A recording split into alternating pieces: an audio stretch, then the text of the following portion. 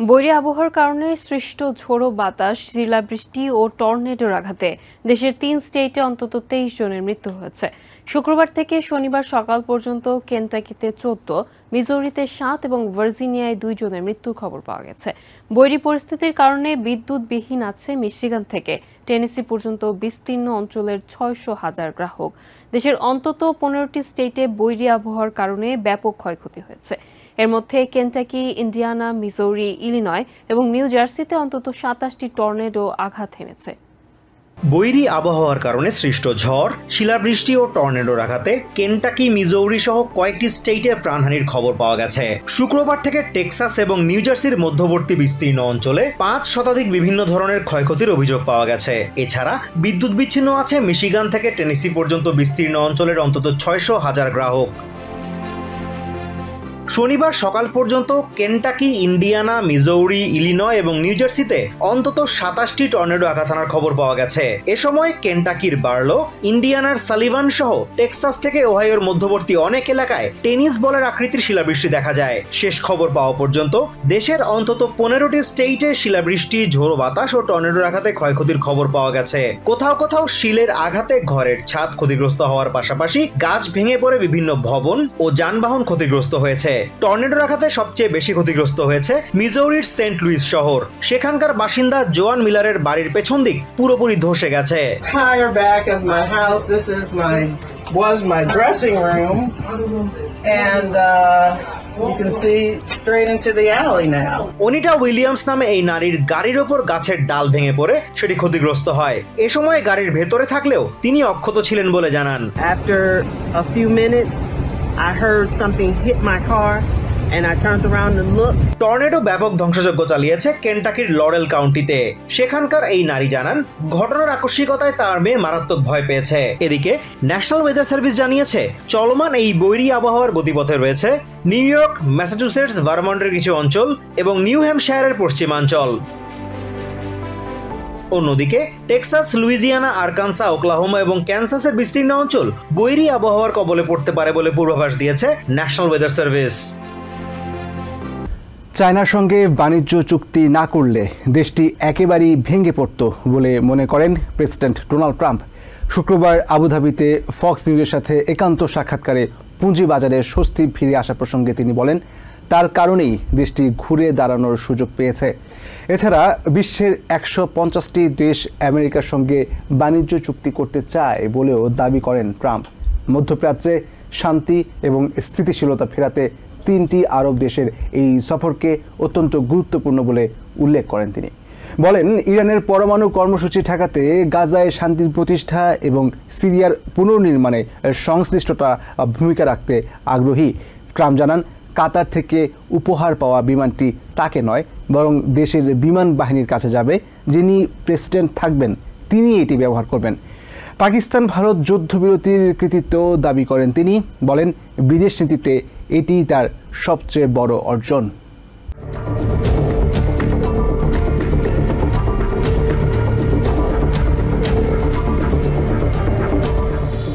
Saudi আরব, কাতার এবং United আরব আমিরাত মধ্যপ্রাচ্যের তেল সমৃদ্ধ 3টি দেশে স্মরণীয় এক সফর সম্পন্ন করলেন প্রেসিডেন্ট ডোনাল্ড ট্রাম্প, যেখানে রিয়াদের কাছ থেকে ৬০০ বিলিয়ন, দোহার সঙ্গে ১.২ ট্রিলিয়ন এবং ইউএইর কাছ থেকে $200 বিলিয়ন বিনিয়োগের প্রতিশ্রুতি আদায় করা গেছে বলে দাবি করা হচ্ছে।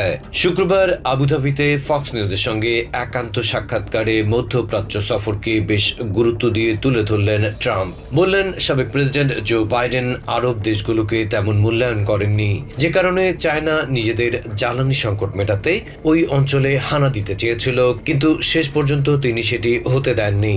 আমেরিকায় বিনিয়োগ বাড়ানোই ছিল এই সফরের মূল উদ্দেশ্য। তাতে তিনি আগের যে কোনো প্রেসিডেন্টের চেয়ে সফল বলে দাবি করলেন। পাশাপাশি মধ্যপ্রাচ্যে শান্তি এবং স্থিতিশীলতা ফেরাতে 3টি আরব দেশের এই সফরকে অত্যন্ত গুরুত্বপূর্ণ বলে উল্লেখ করলেন তিনি। গাজাকে ন্যাস্টি বা নোংরা অভিহিত করে উপত্যকাটিকে ফ্রিডম জোন ঘোষণা করা উচিত বলে মনে করেন প্রেসিডেন্ট। জানান, সেখানকার প্রায় 2 মিলিয়নের মতো বাসিন্দাকে মধ্যপ্রাচ্যের অন্য কোথাও স্থায়ীভাবে জায়গা দেওয়া সম্ভব। সেজন্য অর্থের কোনো অভাব হবে না। ট্রাম্প বলেন, ইরানের পরমাণু কর্মসূচি ঠেকাতে গাজায় শান্তি প্রতিষ্ঠা এবং সিরিয়ার পুনর্নির্মাণে সংশ্লিষ্ট দেশগুলো ভূমিকা রাখতে আগ্রহী। তেহরানের পারমাণবিক সক্ষমতা ওই অঞ্চলের জন্য হুমকি, যেভাবেই হোক এটি তিনি ঠেকাবেন। তবে জানালেন, শান্তিপূর্ণ প্রচেষ্টাকেই সবচেয়ে বেশি গুরুত্ব দিচ্ছেন তিনি। এ সময় ট্রাম্প দাবি করেন, ভারত ও পাকিস্তান পরমাণু যুদ্ধের খুব কাছাকাছি পৌঁছে গিয়েছিল। তিনি হস্তক্ষেপ না করলে পরিস্থিতি ভয়াবহ হয়ে যেতে পারত। বললেন, বিদেশ নীতিতে এটাই তার সবচেয়ে বড় অর্জন। এছাড়া প্রতিবেশী দুটি দেশ বাণিজ্যে আগ্রহী। তারা আমেরিকার সঙ্গে বড় ধরনের চুক্তিতেও আশাবাদী। কাতার থেকে উপহার পেতে যাওয়া বিমানটি তাকে নয়, বরং দেশের বিমান বাহিনীর কাছে যাবে বলে জানালেন তিনি। যিনি প্রেসিডেন্ট থাকবেন তিনি এটি ব্যবহার করবেন। ট্রাম্প ক্ষোভ জানালেন, কট্টর বামপন্থীরা বিষয়টি নিয়ে কুৎসা রটাচ্ছে। শুল্ক নীতি প্রসঙ্গে প্রেসিডেন্ট জানান, চায়নার সঙ্গে বাণিজ্য চুক্তি না করলে দেশটি একেবারেই ভেঙে পড়ত। পুঁজিবাজারে স্বস্তি ফিরে আসা প্রসঙ্গে তিনি বললেন, তার কারণেই বেইজিং ঘুরে দাঁড়ানোর সুযোগ পেয়েছে।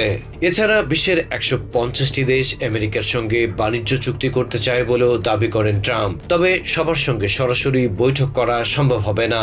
এক পর্যায়ে তিনি আবারও দাবি করেন, বাণিজ্যের প্রলোভন দেখিয়ে ভারত পাকিস্তানকে যুদ্ধ থেকে দূরে ঠেলে দিয়েছেন। তা না হলে দুই দেশ পরমাণু অস্ত্রের সংঘাতে লিপ্ত হতে পারত।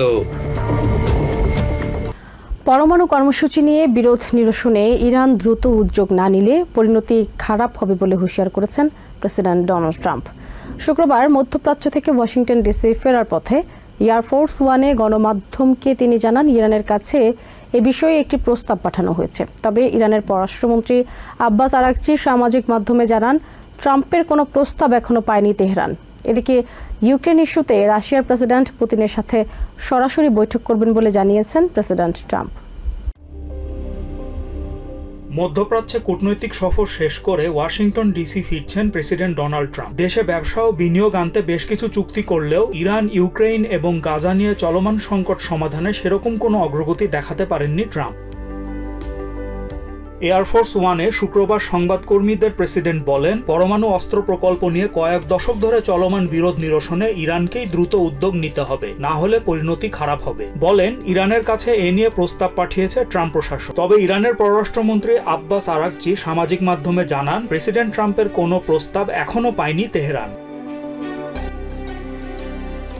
ইউক্রেন ইস্যুতে রাশিয়ার প্রেসিডেন্ট ভ্লাদিমির পুতিনের সাথে সরাসরি বৈঠক করবেন বলেও জানান ট্রাম্প। মস্কো ও কিয়েভের প্রতিনিধিরা ইস্তানবুলের শুক্রবারের আলোচনায় বন্দি বিনিময় করতে সম্মত হয়েছেন, কিন্তু যুদ্ধবিরতি নিয়ে কোনো সমঝোতায় আসতে পারেননি। প্যালেস্টাইনে ইসরায়েলের নতুন করে শুরু হওয়া আগ্রাসন নিয়ে এক প্রশ্নের জবাবে প্রেসিডেন্ট বলেন, গাজায় অনাহারে ভুগছে অনেক মানুষ। সামনের মাসে ভালো সংবাদ দিতে পারবেন বলে আশাবাদ জানান তিনি। সিরিয়ায় আহমেদ আল শারার নতুন সরকারকে স্বীকৃতি দেওয়ার আগে ইসরায়েলের সাথে পরামর্শ করেননি বলে নিশ্চিত করেন প্রেসিডেন্ট ট্রাম্প। একদল শ্বেতাঙ্গ সাউথ আফ্রিকান নাগরিককে শরণার্থী হিসেবে স্বীকৃতি দেওয়ার সিদ্ধান্ত জোর গলায় সমর্থন করেন প্রেসিডেন্ট। বলেন, তারা কৃষ্ণাঙ্গ হলেও একই সিদ্ধান্ত নিত ট্রাম্প প্রশাসন। এদিকে এফবিআই এর সাবেক ডিরেক্টর জেমস কোমির বিতর্কিত সামাজিক মাধ্যম পোস্ট নিয়ে মন্তব্যে প্রেসিডেন্ট ট্রাম্প ফক্স নিউজকে বলেন, 8647 লেখা ছবির মাধ্যমে তাকে গুপ্ত হত্যার ইঙ্গিত দিয়েছেন কোম। সঙ্গীতশিল্পী ব্রুস স্প্রিংস্টিন গত বুধবারে একটি কনসার্টে প্রেসিডেন্ট ট্রাম্পের কড়া সমালোচনা করেন। এর প্রতিক্রিয়ায় সামাজিক মাধ্যমে প্রেসিডেন্ট বলেন, স্প্রিংস্টিন প্রতিভাহীন, বিরক্তিকর একজন মানুষ। বিতর্কিত যুদ্ধকালীন আইন এলিয়েন এনিমিস অ্যাক্ট ব্যবহার করে ভেনেজুয়েলার অভিবাসীদের বিতাড়নের উপর নিষেধাজ্ঞা দিয়েছে সুপ্রিম কোর্ট। শুক্রবার এক রায়ে দেশের সর্বোচ্চ আদালত জানায়, যথাযথ নিয়ম মেনে অবৈধ অভিবাসীদের আত্মপক্ষ সমর্থনের সুযোগ দিতে হবে। এ প্রসঙ্গে MSNBCর বিশ্লেষক লিসা রুবিন বলেন, এই আদেশের মাধ্যমে আদালত জানালো, ট্রাম্প প্রশাসনের সংবিধান বিরোধী অবস্থান কোনোভাবেই গ্রহণযোগ্য নয়। 1798 সালের যুদ্ধকালীন আইন এলিয়েন এনিমিজ অ্যাক্টের আওতায় ভেনেজুয়েলা থেকে আগত অবৈধ অভিবাসীদের গণহারে দেশ থেকে বের করে দিচ্ছে প্রেসিডেন্ট ডোনাল্ড ট্রাম্পের প্রশাসন।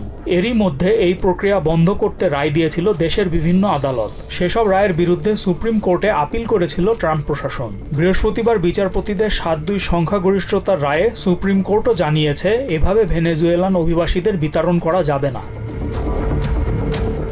ভেনেজুয়েলার কুখ্যাত অপরাধী চক্র ট্রেন দে আরাগুয়া সদস্যদের বিতাড়িত করার অজুহাত দেখাচ্ছে ট্রাম্প প্রশাসন। তবে আটকের পর আত্মপক্ষ সমর্থনে মাত্র 24 ঘন্টা সময় পাচ্ছে অভিবাসীরা, যা যথাযথ আইনি প্রক্রিয়া সম্পন্ন করার জন্য একেবারেই যথেষ্ট নয় বলে জানিয়ে দিয়েছে দেশের সর্বোচ্চ আদালত।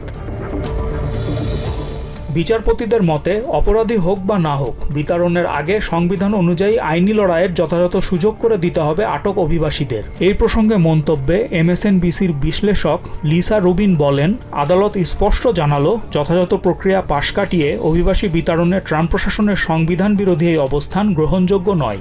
এই জন্য অভিবাসীদের কতখানি সময় দেওয়া উচিত তা ঠিক করতে 5th সার্কিট কোর্ট অব অ্যাপিলসে মামলাটি হস্তান্তর করেছে সুপ্রিম কোর্ট। এই আদেশ শুধু টেক্সাসে আটক অভিবাসীদের জন্য প্রযোজ্য হবে। তবে সুপ্রিম কোর্টের নিষেধাজ্ঞা দীর্ঘমেয়াদী বলেই মনে করেন রুবিন। সুপ্রিম কোর্টের 9 জন বিচারপতির মধ্যে 6 জন রক্ষণশীল এবং এদের 3 জনকেই নিয়োগ দেন প্রেসিডেন্ট ডোনাল্ড ট্রাম্প। তারপরও মিলছে না ট্রাম্প প্রশাসনের মনমতো রায়। MSNBCর আরেক বিশ্লেষক রায়ান রাইলি বলেন, প্রেসিডেন্ট ডোনাল্ড ট্রাম্পের অভিবাসী বিরোধী এজেন্ডায় বড় ধরনের ধাক্কা দিয়েছে আদালতের এই রায়। দ্বিতীয় মেয়াদে ক্ষমতায় আসার পরেই অভিবাসীদের বিরুদ্ধে রীতিমতো যুদ্ধ ঘোষণা করেছেন প্রেসিডেন্ট ট্রাম্প। NBC নিউজের তথ্য অনুযায়ী প্রায় 50,000 অভিবাসীকে বন্দী করে রেখেছে আইস। গত জানুয়ারি থেকে এখন পর্যন্ত বিতাড়িত হয়েছে প্রায় 25,000 মানুষ। শক্তিশালী ঝড়ের কারণে ঝুঁকির মুখে পড়েছেন দেশের প্রায় 90 মিলিয়ন মানুষ। শুক্রবার ন্যাশনাল ওয়েদার সার্ভিসের বরাতে এমন তথ্য জানিয়েছে এপি। এদিকে টেক্সাস, টেনেসি, মিড আটলান্টিক এবং নর্থ ইস্ট থেকে মিড ওয়েস্ট পর্যন্ত বিস্তীর্ণ অঞ্চলে শক্তিশালী টর্নেডোর সতর্কতা জারি করা হয়েছে। অন্যদিকে হারিকেন মৌসুমে ফিমার প্রস্তুতিতে ঘাটতি রয়ে গেছে বলেও জানিয়েছেন সংস্থাটির কর্মকর্তারা। শক্তিশালী ঝড়ের কারণে টেক্সাস থেকে টেনেসি এবং মিড আটলান্টিক পর্যন্ত বিস্তীর্ণ অঞ্চলে ঝুঁকির মুখে পড়েছেন প্রায় 90 মিলিয়ন মানুষ। নর্থ ইস্ট অঞ্চলের দিকে অগ্রসর হতে থাকা ঝড়ের কারণে এরই মধ্যে 4 জনের মৃত্যুর খবর জানিয়েছে এপি। গত 24 ঘন্টায় কেন্টাকি, ভার্জিনিয়া এবং পেনসিলভেনিয়ায় বজ্রঝড়ের সতর্কতা জারি করেছে National Weather Service. CBS news জানায়, শক্তিশালী টর্নেডোর কারণে 6টি স্টেটে সতর্কতা জারি করেছে ন্যাশনাল ওয়েদার সার্ভিস। উইসকনসিনের নিউ রিচমন্ড এলাকায় শক্তিশালী টর্নেডো আঘাত করেছে বলে জানায় CNN। সেখানে বড় ধরনের ক্ষয়ক্ষতির খবর পাওয়া না গেলেও মিলওয়াকিতে টর্নেডোর তাণ্ডবে শতাধিক ঘরবাড়ি ক্ষতিগ্রস্ত হয়েছে। এদিকে ঝড়ের প্রভাবে সাউথ জার্সি এলাকায় ভারী বৃষ্টিপাতে তলিয়ে গেছে গুরুত্বপূর্ণ রাস্তা। গাড়িতে আটকে পড়া চালকদের উদ্ধারের খবর জানিয়েছেন স্থানীয় কর্মকর্তারা। বিরূপ আবহাওয়ার কারণে নর্থ ইস্ট অঞ্চলের এয়ারপোর্টগুলো থেকে বাতিল এবং বিলম্বের মুখে পড়েছে প্রায় 6,000 ফ্লাইট। এদিকে CBS নিউজ জানায়, প্রেসিডেন্ট ডোনাল্ড ট্রাম্প ক্ষমতায় বসার পর প্রায় 20% কর্মী ছাঁটে সংকটে পড়েছে ফিমা। ফিমার বরাদ্দে আরও কাটছাঁট করা হবে বলে সতর্ক করেছেন সংস্থাটির ডিরেক্টর ডেভিড রিচার্ডসন। নর্থ ক্যারোলাইনায় হেরিকেন হেলিনের তাণ্ডবে ক্ষতিগ্রস্ত বাসিন্দাদের সাহায্যে এখনও কাজ করে যাচ্ছেন ফিমার কর্মীরা। যদিও এই কার্যক্রম খুব বেশি দিন চালিয়ে যাওয়া সম্ভব হবে না বলে জানিয়েছেন কর্মকর্তারা। এছাড়া এবারের হারিকেন মৌসুমে ফিমার প্রস্তুতিতে ঘাটতি রয়ে গেছে বলেও জানান তারা। ডেমোক্রেটদের পাশাপাশি 5 রিপাবলিকান হাউস সদস্যর বিরোধিতায় প্রেসিডেন্ট ট্রাম্প প্রস্তাবিত কর কর্তন বিল আটকে গেছে। শুক্রবার বিগ বিউটিফুল বিলটি নিয়ে হাউস বাজেট কমিটিতে ভোট হয়। এদিকে হাউস ডেমোক্রেটরা অভিযোগ করেছেন, ধনীদের বেশি কর ছাড়ের সুযোগ রাখা হয়েছে এই বিলে। কয়েকজন আইন প্রণেতা আশা করছেন, ট্রাম্পের কর ছাড়ের উদ্যোগ কার্যকরে স্পিকার জনসনের সাথে সমঝোতা হবে। প্রেসিডেন্ট ডোনাল্ড ট্রাম্পের বিস্তৃত কর বিলটি গুরুত্বপূর্ণ কংগ্রেশনাল কমিটির ভোটে উতরাতে ব্যর্থ হয়েছে। মেডিকেড প্রোগ্রামে আরো ব্যয় কমানোর দাবি তুলে কমিটির 5 জন রিপাবলিকান সদস্য ট্রাম্পের ব্যয় কমানোর বিলটির বিপক্ষে ভোট দেন। যদিও ভোটের আগে রিপাবলিকানদের ঐক্যবদ্ধ হওয়ার আহ্বান জানিয়ে ট্রাম্প সতর্ক করে বলেছিলেন, রিপাবলিকান পার্টিতে গ্র্যান্ড স্ট্যান্ডার্ডদের কোনো প্রয়োজন নেই। কথা বলা বন্ধ করে কাজ শেষ করার নির্দেশনা দিয়েছিলেন প্রেসিডেন্ট। হাউস বাজেট কমিটির 21 জন রিপাবলিকানের মধ্যে 5 জন এই বিলটি আটকে দেওয়ার জন্য ভোট দিয়েছেন। তারা বলেছেন, হাউস স্পিকার মাইক জনসন নিম্ন আয়ের আমেরিকানদের জন্য মেডিকেড স্বাস্থ্যসেবা প্রোগ্রামে আরো কাটছাঁটের বিষয়ে একমত না হওয়া পর্যন্ত তারা বিলে সম্মতি দেবেন না। The American people's mandate by taking President Trump's America First vision and this America First policy agenda and making them a reality in the lives of our fellow citizens. Remember, the American people have spoken. They want a strong country. House budget কমিটির chairman জর্ডি আরিংটন বলেন, দেশের মানুষ president ট্রাম্পকে America first নীতির যে mandate দিয়েছে সেটি বাস্তবায়নে আইন প্রণেতাদের ভূমিকা খুব গুরুত্বপূর্ণ। দেশের মানুষের স্বার্থ বিবেচনায় রেখে ভোটের আহ্বান জানান টেক্সাসের রিপাবলিকান এই congressman. They want competent leaders. They want common sense policies. And they want from all of us a commitment to putting America and Americans first. Let's give the people what they voted for. Republican congressman Chip Roy, Ralph Norman, Andrew Clyde, জোশ ব্রেচিন এবং Lloyd স্মুকার কমিটির 16 জন ডেমোক্রেটদের সাথে এই বিলের বিপক্ষে vote দিয়েছেন। পেনসিলভেনিয়ার Democratic congressman Brandon বয়েলে বলেন, দেশের ইতিহাসে বিলিয়নারদের সবচেয়ে বড় ধরনের কর ছাড় দেয়া এই বিল জনস্বার্থ বিরোধী। This is the overarching truth. It is the biggest tax cuts for billionaires in American history, paid for by throwing 13.7 million Americans off their healthcare coverage. টেক্সাসের রিপাবলিকান কংগ্রেসম্যান চিফ রয় বলেন, গুরুতর সংস্কার না করা পর্যন্ত তিনি এই বিলের বিরুদ্ধেই থাকবেন। We are writing checks we cannot cash, and our children are going to pay the price. So I am a no on this bill unless serious reforms are made. ভারমন্টের Democratic congressman Becca Balint house budget কমিটির ভোটের আগে অভিযোগ করেন, ট্রাম্পের big beautiful bill শুধুমাত্র ধনীদের জন্য। This bill actually adds trillions of dollars to the deficit. I'm serious. I'm not making this up. Trillions of dollars to the deficit being added. So people will lose health care, kids and the veterans will go hungry, rural hospitals face closures, and yet the very rich will get even richer. বাস্তবতা বিবর্জিত চিন্তা থেকে house জিওপির সদস্যদের দূরে থাকার আহ্বান জানিয়েছেন Republican senator John Kennedy. শুক্রবার প্রেসিডেন্টের ট্যাক্স কাটছাঁটের পরিকল্পনা আটকে যাওয়ার প্রতিক্রিয়ায় একথা জানান তিনি। এদিকে সাবেক রিপাবলিকান কংগ্রেসম্যান কেভিন ব্র্যাডি আশা করছেন ট্রাম্পের বাজেট পরিকল্পনা পাশে ঐক্যবদ্ধ থাকবেন রিপাবলিকানরা। ডেমোক্রেটদের পাশাপাশি 5 রিপাবলিকান কংগ্রেসম্যানের বিরোধিতায় আটকে গেছে প্রেসিডেন্ট ডোনাল্ড ট্রাম্পের ট্যাক্স কাটছাঁটের পরিকল্পনা। বিলটি কংগ্রেসে উত্থাপনের আগেই রিপাবলিকান কংগ্রেস সদস্যদের ঐক্যবদ্ধ থাকার আহ্বান জানান ট্রাম্প। বিলটি আটকে যাওয়ায় হতাশা জানিয়ে রিপাবলিকান সেনেটর জন কেনেডি বলেন, বাস্তবতা এড়িয়ে ডেমোক্রেটদের সাথে তাল মিলিয়েছেন হাউস জিওপির একাংশ। প্রেসিডেন্ট ট্রাম্পের ট্যাক্স পরিকল্পনার প্রশংসা করে সেনেটর কেনেডি বলেন, ট্যাক্সে কাটছাঁটের পরিকল্পনা বাস্তবায়িত না হলে আগামী ডিসেম্বর নাগাদ দেশের মানুষকে $4.3 ট্রিলিয়ন ট্যাক্স পরিশোধ করতে হবে। দেশের বেশিরভাগ মানুষের কর্মসংস্থান হুমকিতে পড়বে জানিয়ে তিনি বলেন, কোনো যৌক্তিক কারণ ছাড়াই রিপাবলিকানদের একাংশ ট্রাম্পের ট্যাক্স বিষয়ক পরিকল্পনা আটকে দিয়েছেন। এদিকে ট্যাক্স কাটছাঁটের বিল আটকে দেওয়ার পর বহুল আলোচিত বিগ বিউটিফুল বিল পাশেও অনিশ্চয়তার সৃষ্টি হবে বলে আশঙ্কা জানান রিপাবলিকান কংগ্রেস সদস্যদের একাংশ।